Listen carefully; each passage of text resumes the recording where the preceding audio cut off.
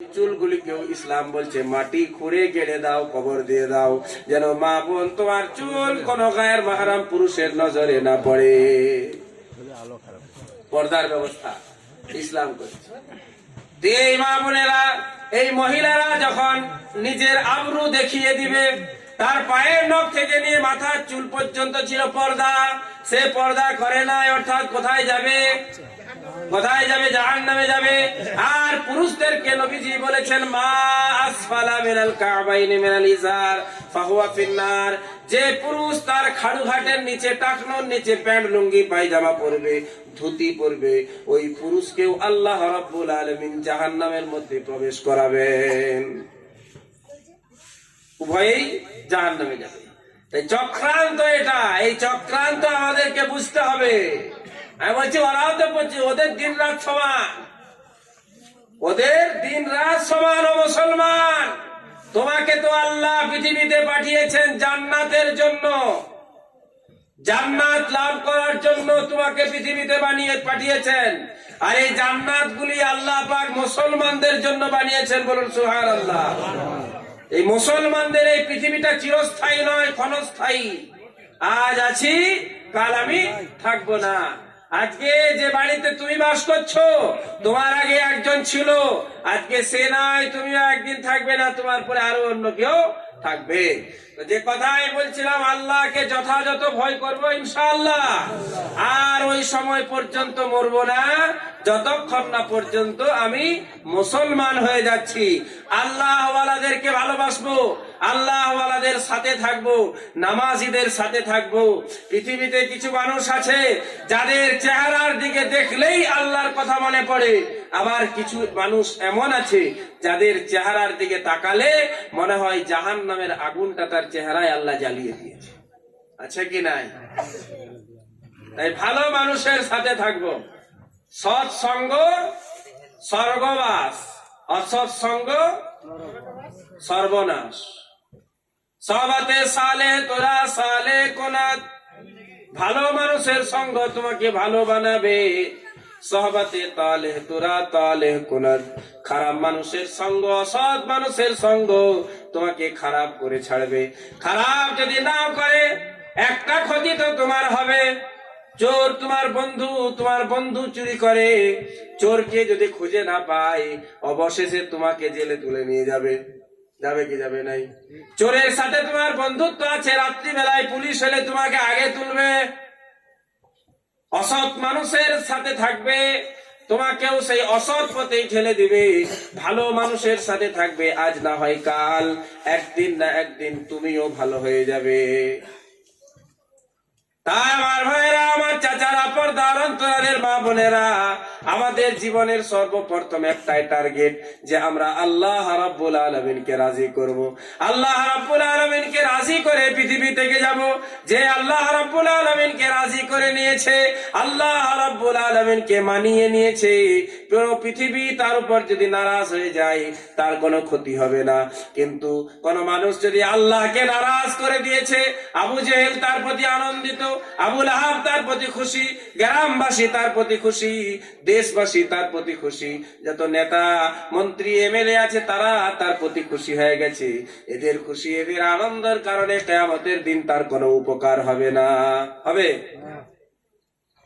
মান ইয়ামাল সুআন ইউজযা বিহি ওয়ালা ইয়াজিদ লাহু মিন দুনিল্লাহি ওয়ালিয়্যান ওয়ালা নাসীরা। কোরআন শরীফের 5 নম্বর পারা সূরাতুন নিসার মধ্যে আল্লাহ পাক বলেন, যে ব্যক্তি কোন খারাপ কাজ করবে ওই খারাপ কাজের ফল তাকে ভোগ করতে হবে। ওয়া ইয়াজিদ লাহু মিন দুনিল্লাহি ওয়ালিয়্যান ওয়ালা নাসীরা। এবং আল্লাহ রাব্বুল আলামিন ছাড়া কাল কিয়ামতের দিন কোন সাহায্যকারী হিসাবে কাউকে পাবে না। আমাদের সাহায্যকারী কে?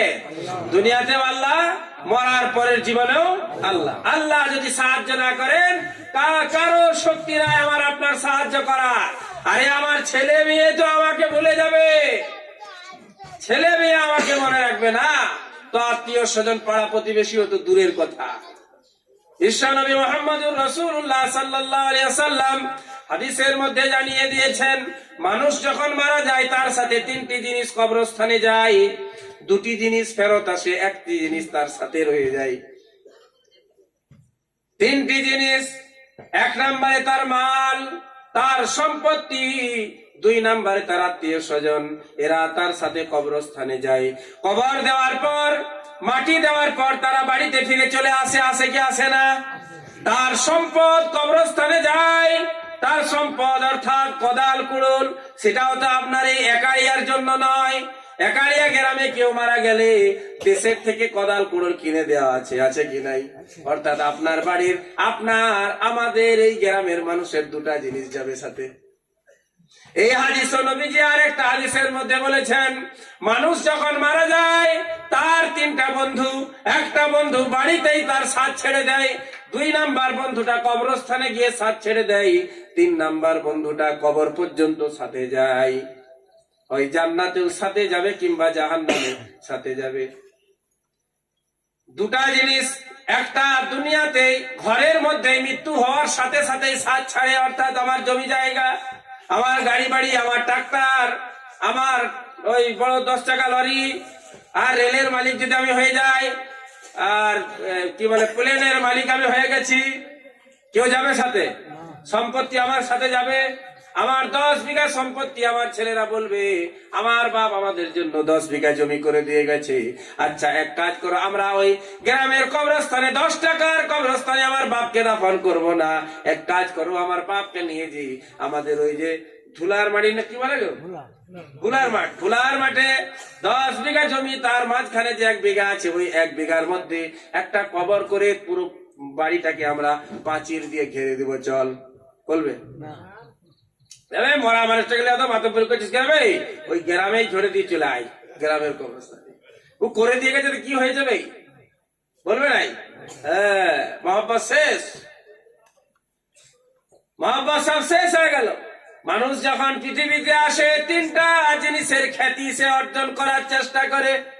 এক নাম্বার, সে চায় আমার নাম বড় হোক।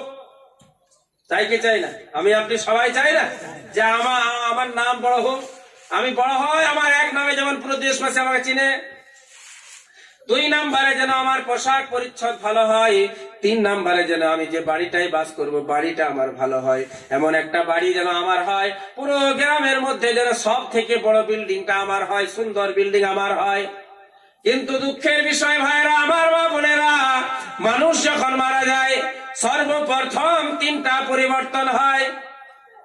তার নাম ছিল হাফিজুর রহমান, যেই মাত্র রুহটা তার শরীর থেকে বেরিয়ে গেল তাকে আর হাফিজুর রহমান বলে না, মুফতি সাহেব বলবে না, ইমাম সাহেব বলবে না, সঙ্গে সঙ্গে তার নামটা পরিবর্তন হয়ে মুর্দা হয়ে যায়। হয় কি হয় না? যে তিনটা জিনিসের জন্য পুরো জীবন মেহনত করেছি আমি, যে তিনটা জিনিসকে অর্জন করার জন্য জীবনের সমস্ত শক্তিটাকে আমি খরণ করেছি, ব্যয় করেছি, মরার পরে ওই তিনটা জিনিস সর্বপ্রথম পরিবর্তন হয়ে যায়। এক নম্বরে নাম পরিবর্তন হয়। দুই নাম্বার, আমি চেয়েছি আমার শরীরের কাপড় পোশাক পরিচ্ছদটা একটু উন্নত হোক, এমন প্যান্ট আমি পরবো, এমন প্যান্ট আমি পরবো। আজকের যুবকেরা প্যান্ট পরছে, বসে গেলে একেবারে হাওড়ার ব্রিজ দেখতে পাওয়া যায়, যায় কি যায় না? যুবক ভাইরা প্যান্ট পরেছে, প্যান্ট পরে মনে করছে আমি আবরু করেছি, আমি পর্দা করেছি। মা তার বেটি তার বোন পেছনে দাঁড়িয়ে আছে। যুবক ভাই 800 টাকার প্যান্ট পরে মায়ের সামনে যখন বসে গেছে, হাওড়ার ব্রিজ অতিক্রম করে একেবারে গঙ্গা নদীর পানি দেখতে পাওয়া যায়, যায় কি যায় না? লজ্জা হয়, শয়তানও লজ্জা পাবে। বাপ রে, আমার থেকে তো বড় রে, ইবলিস পর্যন্ত লজ্জা পেয়ে যায়। কিন্তু আমাদের লজ্জা শরম নাই, প্যান্ট পরেছি, প্যান্ট সাজদা করে আবরু হয় না, সাজদা করেও দেখতে পাওয়া যাবে। হ্যাঁ, ও তো উঠবে নাই, তো পুরো টাইট ফিটিং, ন্যারো বলে, ন্যারো ন্যারো পুরো টাইট, উঠবেই না নাভির নিচে। আর ইসলাম বলছে নাভির উপরে কাপড় পরো। প্যান্ট লুঙ্গি পায়জামা পরবে, নাভির উপরে পরো। এরা বলছে নাভির উপরে পরার দরকার নাই, নাভির নিচে পরো, ধান কেটেছে দেখতে পাওয়া যাচ্ছে। আল্লাহ হেফাজত করুন। এই যে মেশিনে ধান কাটছে না, মা আছে, বোন আছে, নির্লজ্জ সমাজ কুকুরের থেকেও বড় নির্লজ্জ হয়ে গেছে। একটা শুয়োর হচ্ছে সব থেকে নিকৃষ্ট প্রাণী, আমার মনে হয় তার থেকেও নিকৃষ্ট হয়ে গেছে। ঘরে যুবতী বেটি আছে, আজ বিয়ে দিলে তার সময় হয়ে গেছে, 16 বছর 18 বছরের একটা আমার বেটি ঘরের মধ্যে মজুদ আছে, আর তাদের সামনে পায়জামা খুলে দিল, ওই প্যান্ট খুলে দিল, গামছা খুলে দিল, জাঙ্গিয়া পরে দাঁড়িয়ে গেছে। বাবু একবারে অটল বিহারী বাজপেয়ী চলে এসেছে, যেমন জর্জ ডব্লিউ বুশের বেটা। নির্লজ্জ কোথাকার। আর এটাকে আভিজাত্য মনে করে, এটাকে সামাজিকতা মনে করে। তো ওল্ড মডেল ও মুক্তি স্যার কথা ছাড়, ওল্ড মডেল, ওই ওল্ড মডেল হয়ে যদি থাকো, আল্লাহ পাক জান্নাতে নিউ মডেল করে তোমাকে প্রবেশ করাবেন। আর এখানে যদি বেশি নিউ মডেল হতে যাও, বেশি আধুনিক হতে যাও, তাহলে তোমাকে ওল্ড করে, একেবারে ওল্ড করে জাহান্নামের আগুনের মধ্যে আল্লাহ কয়লা বানাবে। কথা মনে রাখবেন। তাই লজ্জা হচ্ছে মানুষের সব থেকে বড় অলংকার। ইজাফাতাকাল হায়া ফাফআল মা শিতা। যদি তোমার হায়া ফত হয়ে যায়, তুমি নির্লজ্জ হয়ে যাও, তো এখন তোমার যা মনে আসবে তাই করো। লজ্জা হচ্ছে একটা বড় অলংকার। লজ্জা যে মানুষের নাই, সে পরকিয়া করে না। লজ্জাহীন মানুষই তো নিজের বউ ছেড়ে অন্য কারোর বিবির সাথে চিটিংবাজি করে। লজ্জা যে মানুষের নাই, সেই তো চুরি করে। লজ্জা যে মানুষের নাই, সেই তো জুয়া খেলে। কারণ তার তো এই টেনশনই নাই যে সমাজে আমার নামটা কিভাবে নেওয়া হচ্ছে। একদিন চুরি করলো, লজ্জা থাকলে ও তো আত্মহত্যা করবে, কিন্তু করে। আজকে এই দোকানে করে, যে কালকে ওই দোকান নিচ থেকে পাটা ছাড়িয়ে সব নিয়ে পালা। আছে কি নাই? লজ্জা নাই। আজকে একজনের সাথে ধরা পড়লো, দেশের মানুষ বেঁধে ঠেঙিয়ে দিল, তারপর ছেড়ে দিয়ে 7 দিন পরে দেখছে আবার কোথাও ধরা পড়ে গেছে। কেন? কারণ কি? কারণ হচ্ছে লজ্জা নাই। ইজাফাতাকাল হায়া। যখন তোমার হায়া শেষ হয়ে যাবে, তোমার লজ্জা শেষ হয়ে যাবে, যা মন চাইবে তাই করো। তাই প্যান্ট এমন করুন যে প্যান্টে আপনার ইজ্জতটাকে কমসে কম ঢাক দিবে। 800 টাকায় একটা প্যান্ট কিনলেন, আরে 200 টাকার একটা লুঙ্গি কিনলে তো তার থেকে বেশি পর্দা হবে। হবে কি হবে নাই? তুমি 800 টাকার নেরো প্যান্ট দেখাচ্ছ, ওই প্যান্ট সহ জাহান্নামে যেতে হবে। তাই নিজের ইজ্জতের হিফাজত করো, নিজের আবরুর হিফাজত করো। নির্লজ্জতা আজকে একবারে চরম পর্যায়ে পৌঁছে গেছে। এই নির্লজ্জতা থেকে নিজেদেরকে বাঁচান, এড়িয়ে চলুন। পুকুরে গা ধুতে গেছেন, ওই পুকুরের মধ্যে আরো 10 জন আমার বন্ধু বান্ধব গা ধুচ্ছে, গোসল করছে। তাদের সামনে আমার শরীরের নাভি থেকে নিয়ে হাঁটু পর্যন্ত দেখানো যাবে? মহিলাদের শরীরের কোন অঙ্গ মহিলাদের সামনে দেখানো যাবে? মহিলাদের জন্য, মহিলাদের মধ্যে, তাদের উভয়ের মধ্যে পর্দা আছে। একজন মহিলা আর একজন মহিলার শরীর দেখতে পারে না, ঠিক তেমনি একজন পুরুষ আর একজন পুরুষের শরীরও দেখতে পারে। বাপ বেটা দাঁড়িয়ে পশ্চিম দিকে মুখ করে পেশাব করছে, মেশিন চালিয়ে দিয়েছে। 2 বাপ বেটা, ও ওর দেখছে, ইয়ার দেখছে, অসুবিধা নাই, চালা। হয় গায় নাই, মিথ্যা বলতে আসি নাই তো, সত্যই বলবো। বাঁচার চেষ্টা করুন, হ্যাঁ, বাঁচার চেষ্টা করুন। লজ্জা যাদের নাই, তাদের কিছুই নাই। লজ্জা একটা অলংকার, বড় অলংকার। মা বোনেদের এই লজ্জাটা হচ্ছে আবার সব থেকে বেশি। পুরুষদের শরীরের পর্দা বেশি না মহিলাদের পর্দা বেশি? মহিলাদের পুরো শরীর ঢাক দিতে হবে। আর পুরুষদের কথাটা বললাম, নাভি থেকে নিয়ে হাঁটু পর্যন্ত, নাভি থেকে হাঁটু পর্যন্ত পর্দা। শরীরের এই অংশটা সব সময় ঢাক দিয়ে আমাকে রাখতে হবে। মুফতি সাহেব আমার নামে 500 টাকা মসজিদে দান করে দেবে, ঠিক আছে দাও, রসিদ আমি কাটছি, তখন কে ধরে তুলে দিয়েছে কান গোড়া পর্যন্ত। তবে কি টাকা রেখেছে, কি বন্ধ করবে? টাকা ভালো জায়গায় না, টাকা রাখার জায়গায়, টাকা রাখার জায়গায়। আবার মোবাইলও রেখে দিয়েছে, নষ্ট হয়ে যাবে সব, টাওয়ারের দোষে। টাওয়ারের দোষে পাখি মরে যাচ্ছে। এখানে মোবাইল টাওয়ার আছে, টাওয়ার ক্ষতিকর না লাভজনক? ক্ষতি করছে না, করে নাই? আজ পাখি দেখতে পাওয়া যাচ্ছে, সব মেরে দিচ্ছে। চড়ুই পাখি না কি বলে, সব শেষ, পাখি না। আর তুমি ওই মোবাইলটাকে একবারে প্যাকেটে ঢুকিয়ে দিয়েছে, আন্ডারগ্রাউন্ডে রেখেছে। টাকা রেখেছে, আমার কান পর্যন্ত লুঙ্গি তুলে দিয়ে পয়দার মতো এরপর বার করছে টাকা। মসজিদ নামা, লুঙ্গি নামা, মানে খেয়ালেই না। এগুলো দেখানো চলবে, অসুবিধা না। আল্লাহ পাক হেফাজত করুন, আল্লাহ পাক হেফাজত করুন। চাষের সময় চাষ করি, আর বাজারে যাই, যেখানেই যাই পর্দার হেফাজত করবো ইনশাআল্লাহ। হাঁটু থেকে নিয়ে নাভি পর্যন্ত পুরুষরা সব সময় সব অবস্থায় ঢাক দিয়ে রাখবো। পুকুরে যখন গোসল করতে যাব, বন্ধু থাক বান্ধব থাক যেই থাক না কেন, ওই যে জাঙ্গিয়া পরে আপনি, আবার এখনকার জাঙ্গিয়াও বেরাচ্ছে, কত রকমের জাঙ্গিয়া, আপনি পরে খুলে দিলেন। এরপর ওই জেরক্স কপি, কথা মনে হবে বিশাল না, সত্য না মিথ্যা? জেরক্স কপি, এই জেরক্স কপি জামা পরে যদি আপনি ঘুরেন, তাহলে আপনি যেন উলঙ্গ অবস্থায় ঘুরে বেড়াচ্ছেন। হাদিসের তাফসীরের মধ্যে লিখেছে, কোরআন শরীফের ব্যাখ্যায় লিখেছেন মুফতি সাইদ সাহেব পালনপুরি রহমতুল্লাহ আলাইহি, মারা গেছেন, আল্লাহ ওনার কবরে কোটি কোটি রহমত বর্ষণ করুন। উনি এই 18 নম্বর পারার এই কুল্লিল মুমিনিনা ইয়াগুযযু মিন আবসারিহিম, এই আয়াতের ব্যাখ্যায় উনি লিখেছেন, যদি কোন পুরুষ কোন মহিলা এমন কাপড় পরিধান করে যে কাপড়টা তার শরীরের চামড়ার সাথে একেবারে চিটিয়ে আছে, যে শরীরের কোন জায়গায় কি আছে সব ভাব ভঙ্গিতে বুঝতে পারা যাচ্ছে, মানে আন্দাজ করে নিব কোন জায়গায় কি আছে, তাহলে এই ধরনের কাপড় পরিধানকারীরাও আসলেই উলঙ্গ। এদেরকেও আল্লাহ রাব্বুল আলামিন কাল কিয়ামতের দিন উলঙ্গ করে জাহান্নামের আগুনের মধ্যে ভর্তি করবে।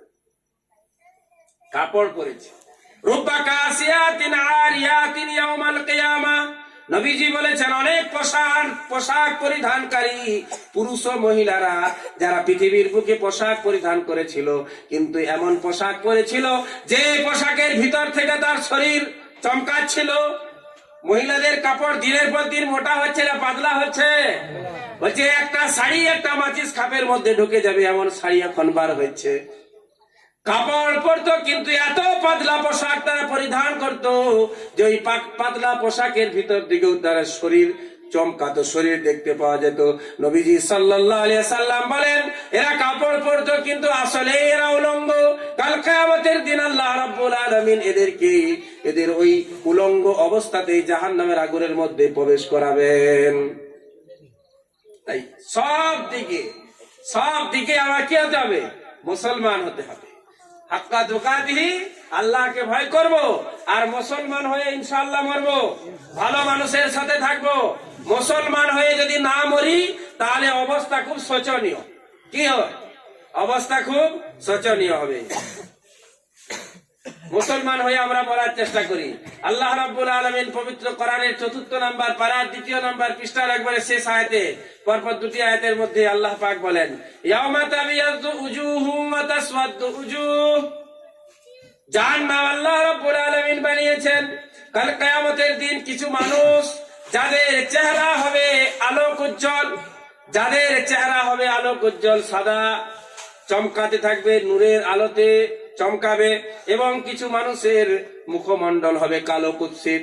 ইয়াউমা তাবিয়াযু উজুহু ওয়া তাসওয়াদু উজুহ। কতক মানুষের মুখমণ্ডল হবে কালো, আর কতক মানুষের মুখমণ্ডল হবে উদ্ভাসিত, আলোক উজ্জ্বল হাসমুখ।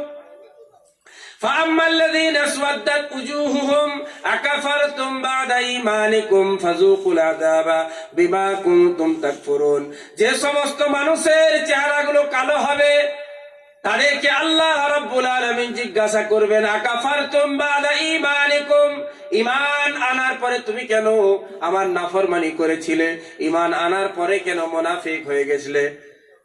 দুনিয়ার বুকে তুমি ঈমান এনেছিলে, অতঃপর আমাকে অস্বীকার করে দিয়েছিলে, আমার হুকুম আহকামকে তোমরা মানো নাই, তা আজকে তুমি জাহান্নামের আগুনের মধ্যে দাখিল হয়ে যাও।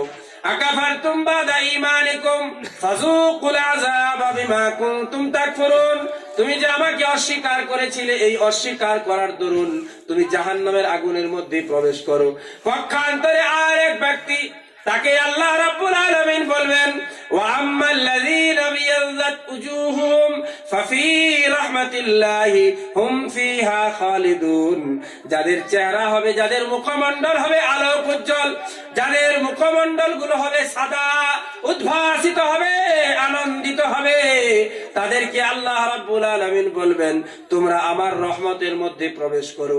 রহমত অর্থাৎ জান্নাতের মধ্যে প্রবেশ করো। হুম ফিহা খালিদুন, এবং ওই জান্নাতের মধ্যে চিরকাল অবস্থান করো, সেখান থেকে তোমাকে বের করা হবে না। জান্নাত থেকে বের করা হবে? জান্নাত থেকে বের করা হবে না। আর জাহান্নামের বেলায় আল্লাহ পাক বলেছেন ফাযুকুল আযাব বিমা কুনতুম তাকফুরুন। কতদিন থাকতে হবে সেই কথা আল্লাহ এখানে বলেন নাই। তার মানে জাহান্নামে যারা যাবে একদিন না একদিন জাহান্নাম থেকে বার হবে ঈমানদার। কিন্তু ঈমানদাররা যারা জান্নাতের মধ্যে প্রবেশ করে যাবে, কোনদিনের জন্য জান্নাত থেকে তারা বার হবে না। সেই জান্নাতে যাওয়ার আগে একটা সময় আমাদের হবে, যে সময় আমাকে মৃত্যুবরণ করতে হবে। মৃত্যুর যন্ত্রণা আছে কি নাই? মৃত্যুর স্বাদ আস্বাদন করার কথা আল্লাহ পাক বলেছেন। যখনই স্বাদ বলা হবে, স্বাদ দুই রকমের হয়, মিষ্টিও হয় এবং তিতও হয়। হয় কি হয় না?